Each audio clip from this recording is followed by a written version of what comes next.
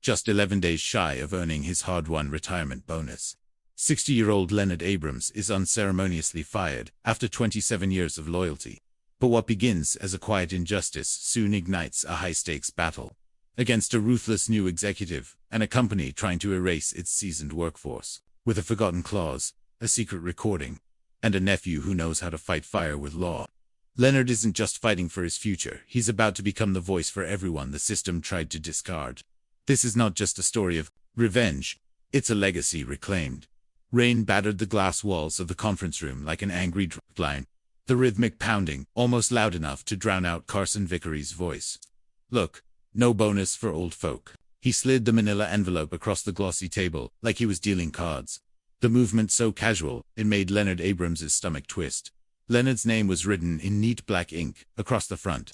Underneath it, just one line read, "Employee termination packet." Leonard didn't touch it. He didn't need to. He was 60 years old. He'd worked for Iron Ridge Components for 27 years.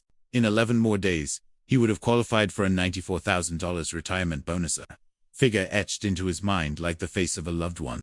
Instead, he sat in front of a 40-something tech transplant from Cincinnati, being dismissed like a seasonal temp. "We're restructuring," Carson said, pushing his designer glasses up the bridge of his nose. "Sign the severance by Friday, or get nothing." Leonard opened the envelope slowly. Inside, standard termination paperwork, a severance offer that barely covered 6 weeks' pay, and a non-compete clause that effectively barred him from earning in his field for 2 years. It was the kind of deal a company offers when they want to erase someone quietly. Leonard nodded. "Understood. Thanks for the opportunity." Carson blinked. He'd expected anger, maybe even tears. Not this calm resignation. But Leonard had learned a long time ago that some wars weren't worth fighting with fists, not yet anyway. He stood and extended his hand. Carson shook it, still confused. Leonard walked out of the room, each step echoing off the concrete floors like a funeral march. The warehouse was quieter than usual. Maybe it was the rain. Maybe it was the truth settling in his bones.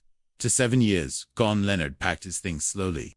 A photo of his late wife Helen from the 2015 company picnic. A coffee mug that read "Number 1. Dad," a gift from his daughter, Jessica. A plaque commemorating his perfect safety record. All of it fits into a single cardboard box. 27 years reduced to one brown cube. Tommy Rodriguez, one of the forklift operators Leonard had trained, lingered near his desk. "Mr. Abrams," Tommy said quietly, "this ain't right. Everybody knows you should get that bonus." Leonard smiled sadly. "Sometimes things don't work out the way we planned, Tommy." Tommy looked like he wanted to argue, but Leonard gave his shoulder a light pat and walked out. Pete Williams, the longtime security guard, avoided his eyes as he turned in his badge and key. The guilt was mutual and heavy. Leonard drove home through streets glazed with water and old memories. The tires hissed against the asphalt. Helen would have had dinner on the stove by now. Humming along to Patsy Cline while wearing that ridiculous apron Jessica bought her. But that was before cancer, before grief became a second language in Leonard's house. The house was too quiet. He sat at the kitchen table staring at the severance paperwork. $94,000 was gone. His bonus, his security, his reward for decades of service stolen by a man who probably couldn't even name 5 employees on the floor. He flipped open the Iron Ridge Employee Handbook, the one he helped write. There it was. Retirement Benefit Protection Clause, 4.7b. He remembered the meeting. James Mitchell, the old CEO, insisted on it after 2 longtime employees were fired weeks before retirement. Any employee within 30 days of retirement eligibility is protected from termination without cause. Leonard leaned back in his chair. Carson Vickery either hadn't read that far, or he was gambling. Leonard wouldn't fight back. He thought about Jessica. She was a corporate lawyer in Chicago now, busy with her own life and young family. He didn't want to burden her. But there was someone else. Mitchell Goldstein, his sister's son, a labor attorney. Family. He found the number and dialed. 3 rings. "Uncle Leonard, everything okay?" Leonard took a breath. "I think I might need your help." By the time they hung up, Mitchell had a plan. Scan everything. Email it by midnight. Don't sign anything. For the first time that day, Leonard felt something other than despair. He felt fire. Tuesday morning, Columbus. Mitchell's office smelled like leather chairs and purpose. He had already spread Leonard's documents across a glass table. Carson Vickery screwed up, Mitchell said, pointing to a clause. Right here, you wrote this policy. You're within 11 days. They can't fire you without cause. Leonard stared. So what happens now? Now, we fight. The rain had finally stopped by the time Leonard finished his second pot of coffee. The night had turned quiet, unnervingly so, but inside his chest, something had shifted. The sadness and disbelief from the day had turned into a glowing ember of anger, measured, calm, and precise. He opened the old employee handbook again. It was a thick document, frayed at the corners, but meticulously organized. Leonard's fingerprints were all over its pages. The Retirement Benefit Protection Clause sat clearly under Section 4.7b. He had helped write it. It stated, any employee with 25 or more years of service who reaches age 60 shall be entitled to receive their full retirement bonus, provided they are not terminated for just cause. Any terminations within 30 days of this milestone shall require documented cause and approval from the executive board. Leonard's eyes narrowed. That clause wasn't just a footnote, it was a shield, one that Carson had either overlooked or arrogantly dismissed. It was time to test whether that shield still had power. He reached for his phone and found the business card tucked in his wallet. Mitchell Goldstein, labor attorney, his nephew. He dialed Uncle Leonard. Mitchell answered, his voice groggy with sleep. Everything okay? Leonard took a breath. I need your help. The next morning, Leonard stood in Mitchell's law office in downtown Columbus. The building was sleek and modern, the lobby echoing with soft piano music and polished footsteps. Mitchell greeted him with a firm handshake. You look like hell.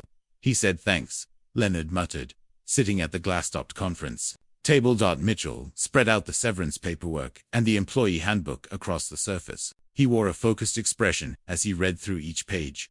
This clause, he said, tapping Section 4.7b, is legally binding, and Carson violated it.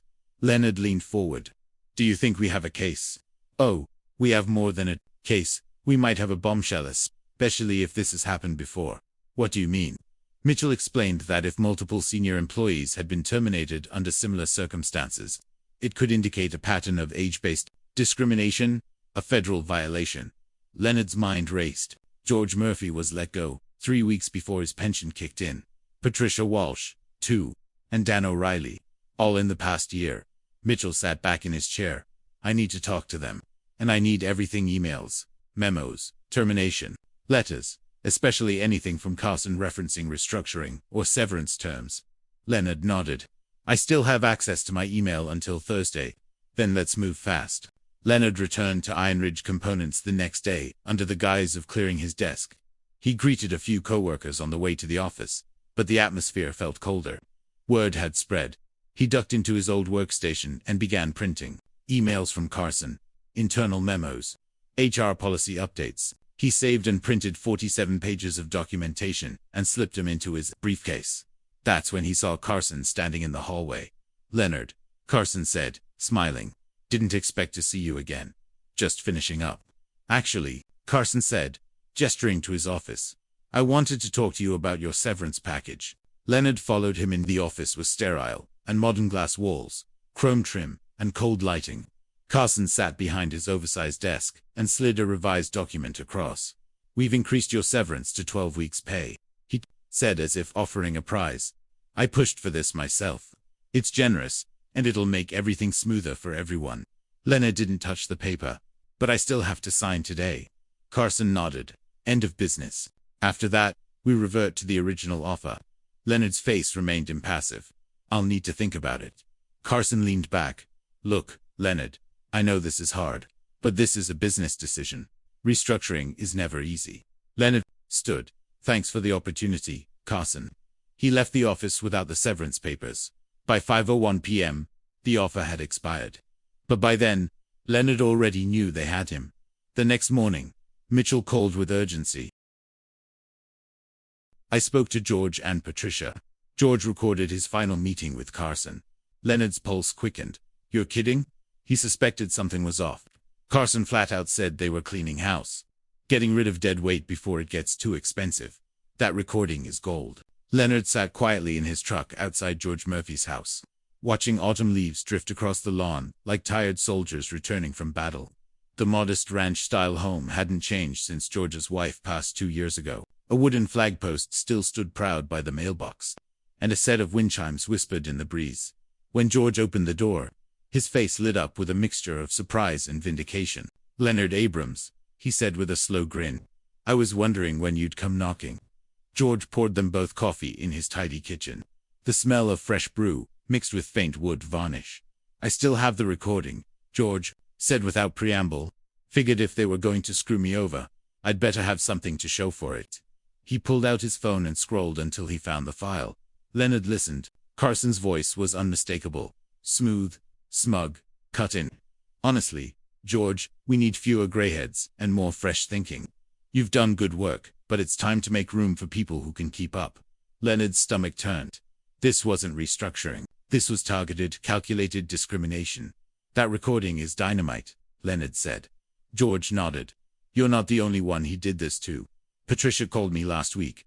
Same story. 2 months shy of her early retirement bonus." That afternoon, Leonard returned to Columbus and handed the audio to Mitchell. Mitchell's eyes widened. "This isn't just strong evidence. It's irrefutable. We'll file with the EEOC immediately." He began outlining the lawsuit that night. "We'll pursue a class action. Age discrimination, wrongful termination, breach of contract.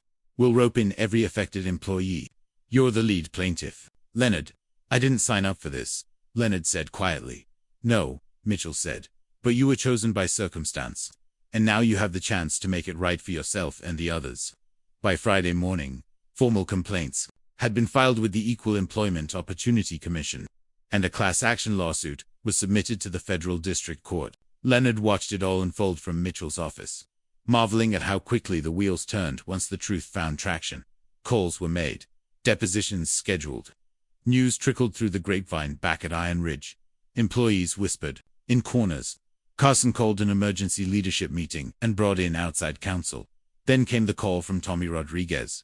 "Mr. Abrams, something's going on." Carson's holed up with lawyers. "Felicia's been in meetings all day. Rumor Izzy's in trouble." Leonard couldn't suppress a small smile. "Tell the crew to keep their heads down. We're close." On Sunday evening, Mitchell called with news that took Leonard's breath away. "Felicia reached out. She's requested a meeting tomorrow morning. She's bringing company lawyers. She wants to talk about resolution." Leonard closed his eyes. Helen's voice echoed in his memory.